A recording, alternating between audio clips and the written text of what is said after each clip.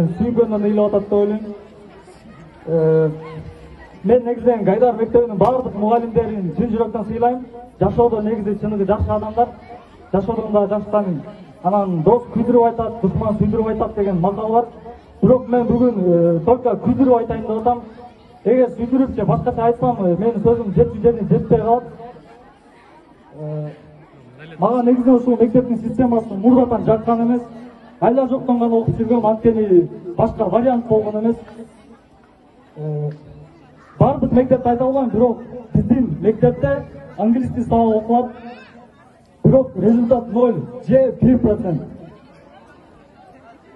Физкультура сабагына атын айтпайм, бирок акайыбыз алкоголь жуттанып же спирт жуттанып келгени бул 100% уят лектен үчүн. Тереңде сыртта тамеки чегип турган агайлар, силер окуучуларга тамеки чекпе деп айтканым морально укугуңар жок. Ушуну айтайын деген мурдатан.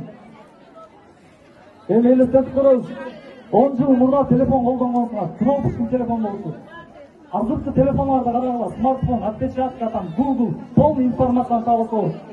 Элестетебиз, 10 жыл мурдагы мектептин образованиясын азыркы образование менен салыштырып көргүлө. Айырма жок, өзгөрүш болгон жок.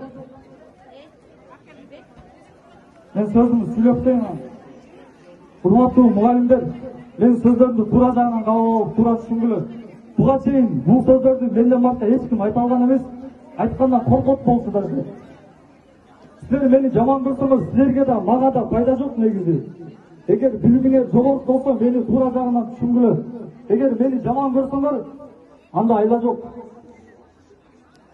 Аплодисменты.